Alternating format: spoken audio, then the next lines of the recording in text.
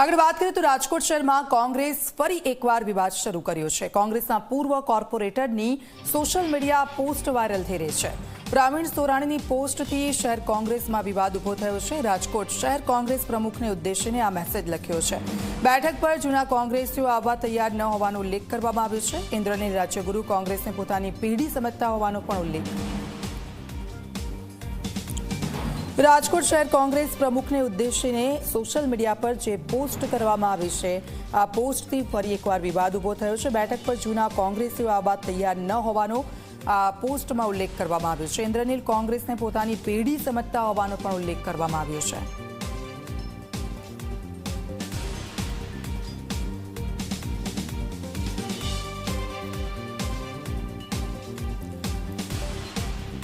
તો રાજકોટ કોંગ્રેસમાં શું સ્થિતિ છે આપ જુઓ। વિવાદો વધી જ રહ્યા છે, સંભાળવાનું નામ નથી લઈ રહ્યા અને વધુ એક આ જે પોસ્ટ સામે આવી છે તેને લઈને હવે વિવાદ વધુ ઉગ્ર બન્યો છે। ઇન્દ્રનીલ રાજ્યગુરુને લઈને આ પોસ્ટ કરવામાં આવી છે। બેઠક પર જૂના કોંગ્રેસીઓ આવવા તૈયાર ન હોવાનો આખી પોસ્ટમાં ઉલ્લેખ કરવામાં આવ્યો છે। સાથે જ ઇન્દ્રનીલ કોંગ્રેસને પોતાની પેઢી સમજતા હોવાનો પણ આ પોસ્ટમાં ઉલ્લેખ કરવામાં આવ્યો છે। પ્રવીણ સોરાણીની આ પોસ્ટ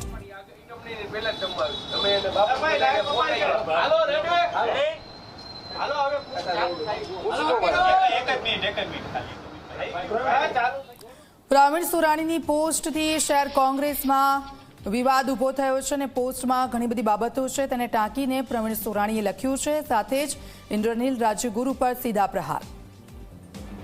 ત્યારથી રાજદીપભાઈ પ્રમુખ બન્યા ત્યારથી અમારી રજૂઆત છે કે કોંગ્રેસ કાર્યાલય બદલાવો ત્યાંથી, કારણ કે ત્યાંથી જે સંચાલન અને કાર્ય પદ્ધતિ છે એનાથી હું સખત નારાજ છું। ત્યારથી અતુલભાઈ પ્રમુખ હતા ત્યારે પણ અમને ત્યાંથી કાર્યાલયમાંથી હળદૂત કરીને કાઢવામાં આવ્યા હતા।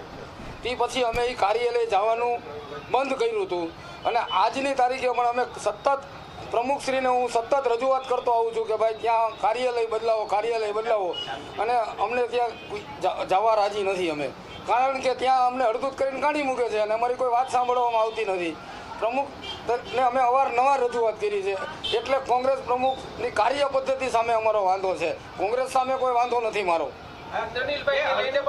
ઇન્દ્રનીલભાઈ ચલાવે છે। જે તે વખતે જે બનાવ બન્યો ત્યારે અમે અતુલભાઈ રાજાણીને પ્રશ્ન પૂછ્યો હતો અને જવાબ અમને ઇન્દ્રનીલભાઈ આપતા હતા।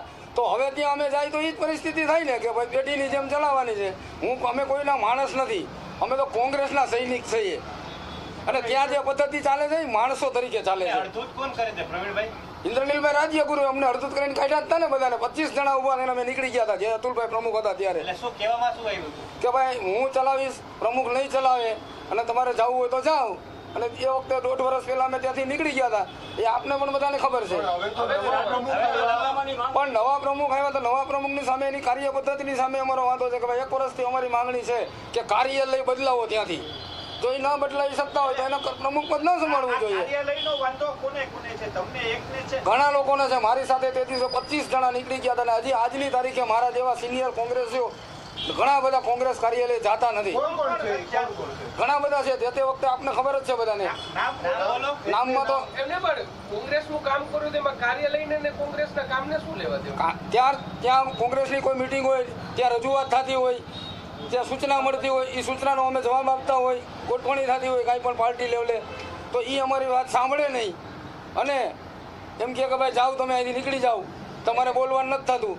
આ જ વાંધો હોય ને, કરતા જ હશે ને, તો બદલાવતા નથી કાર્યાલય, તો એનો મતલબ શું?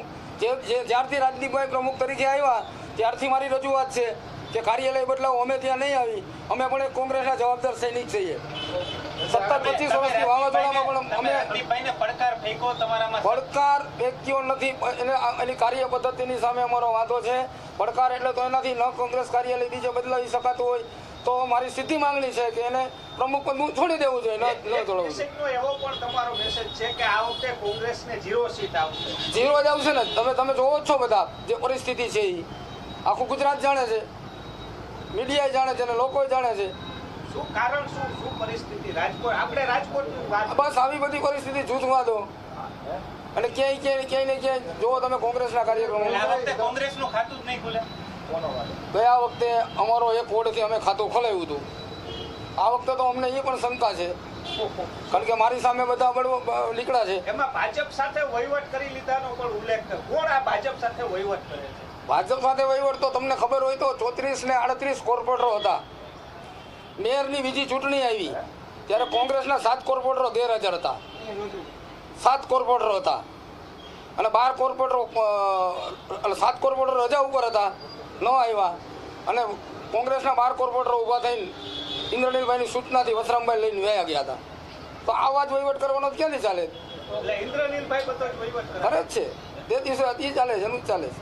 પૈસાના જોરે કોંગ્રેસ ચલાવવાની હોય તો ભલે ચલાવે. હવે તમારું સ્ટેન્ડ શું રહેશે? આરએમસીની ચૂંટણી આવે છે, અમારું સ્ટેન્ડ એવું રહેશે. કોંગ્રેસ મારે તો હું તો લડવાનો છું, કોંગ્રેસમાંથી જ લડવાનો છું. પણ અત્યારથી મને એવું લાગે છે કે આ લોકો જે બધા એનું આખા બધા ગોઠવણવાળા છે મારી સામે ધોકા લઈને નીકળ્યા છે, એટલે મને ટિકિટ આપવા નામ દેવા નથી માંગતા. અતુલ રાજાણી ત્યારે તમામ કોર્પોરેટરને એવું કીધું હતું પૈસા કાઢો તો આપણે કાર્યાલય માટેની જમીન ખરીદી કરીએ, તો કોઈ પૈસા નથી આપતું એવું પણ વાત સામે આવે. હવે એ તો મને બહુ ખબર નથી, વાત મારી પાસે નથી આવી, પણ મને એટલી ખબર છે કે ભૂતકાળમાં કોંગ્રેસની કાર્યાલય બનાવવા માટે ઘણીવાર પૈસાના ભાડા થયા છે. તો એ ક્યાં? એ તો કોઈ દીધા નથી, લખાવેલા હોય. ખનખની આપ્યા નથી. ખનખની નથી આવ્યા. આમાં કોણ આપે? કોંગ્રેસ ટિકિટ નહીં આપે તો જવાના. કોંગ્રેસ ટિકિટ નહીં આપે એ તો પછીની વાત છે કે પછી મારે શું સ્ટેન્ડ લેવું છે. રાજદીપભાઈ તમારે ક્યારે ફંડ બાબતે વાત કરી કે કાર્યાલય નવું લેવા માટે થઈને? ના, હું એટલો શક્તિશાળી નથી કે હું ફંડ આપી શકું. ઓકે, એટલે હું વાત ના કરું. પણ અત્યાર સુધીના જેટલા પ્રમુખે આવ્યા, કુંવરજીભાઈ આવ્યા, હેમાંગભાઈ આવ્યા, બધા પોતાની કાર્યાલય ચલાવતા જ હતા. મહેશભાઈ આવ્યા, બધા પોતાની કાર્યાલય ચલાવતા જ હતા. રાજદીપભાઈનું પોતાનું અલગ. હા, ભાડે લઈને ચલાવવું જોઈએ. પક્ષનું હોવું જોઈએ. હોય તો પૈસા હોય તો લઈને. પણ કાર્યાલય ભાડે મળે છે ને, અત્યાર સુધી ભાડાના કાર્યાલય ચાલ્યા જ છે ને. આ બધા સાથી મિત્રો નીકળ્યા છે. એ લોકોનું આખું જે જૂથ છે, ઇન્દ્રનીલભાઈનું જે જૂથ, એટલે તો આ કાર્યાલય નથી કરતા. અમે ત્યાં એ કાર્યાલય ન જઈ શકીએ. હા, ટિકિટ કાપવા માટે. ના, અત્યારે તો હું ક્યાંય જવાનો નથી. કોંગ્રેસમાંથી મારી માંગણી છે, હું કોંગ્રેસમાંથી લડવાનો છું. કન્ફર્મ છે, ચૂંટણી લડવી છે એ કન્ફર્મ છે. ચૂંટણી લડીશ. એ પછીની વાત. લડીશ તોય ચૂંટણી લડીશ. ઓકે. તો આખો જે વિવાદ સામે આવ્યો છે, પૂર્વ કોર્પોરેટર પ્રવીણ સુમાણી છે કે જેમણે આ પોસ્ટ કરી છે. 1 વર્ષથી અમે કાર્યાલય બદલવાની માંગ કરી રહ્યા છે, અમારી માંગણીઓ સાંભળવામાં નથી આવતી, અમે ત્યાં જઈએ છીએ તો ધ્યાને લેવામાં નથી આવતું અને સતત અમે હેરાન પરેશાન થઈ રહ્યા છે. અને તેને જ લઈને આ વિવાદિત પોસ્ટ તેમણે જાહેર કરી છે અને સાથે સાથે ગંભીર આક્ષેપો લગાવ્યા છે કે આખું ગ્રુપ ઇન્દ્રનીલ રાજ્યગુરુનું ચાલી રહ્યું છે અને આ ગ્રુપ થકી સતત જે કામગીરી કરવામાં આવે છે ને તે કામગીરીથી અમને નારાજગી છે, અમારો વિરોધ છે, તેમ છતાં પણ અમારું સાંભળવામાં નથી આવતું અને આ પોસ્ટ જે કરી છે અને પોસ્ટ થકી તેમણે તેમનો વિરોધ નોંધાવ્યો છે, નારાજગી વ્યક્ત કરી છે. બેઠક પર જૂના કોંગ્રેસીઓ અથવા તૈયાર ન હોવાનો પણ તેમણે દાવો કર્યો છે. ઇન્દ્રનીલ કોંગ્રેસને પોતાની પેઢી સમજતા હોવાનો ઉલ્લેખ કર્યો છે. પ્રવીણ સુમાણી કે જેમણે આ પોસ્ટ કરી છે અને પ્રવીણ સુરાણીની આ પોસ્ટથી શહેર કોંગ્રેસમાં વિવાદ ઊભો થયો છે અને હવે જોવાનું એ રહેશે કે ઇન્દ્રનીલ રાજ્યગુરુની શું પ્રતિક્રિયા આ પોસ્ટની સામે આવે છે.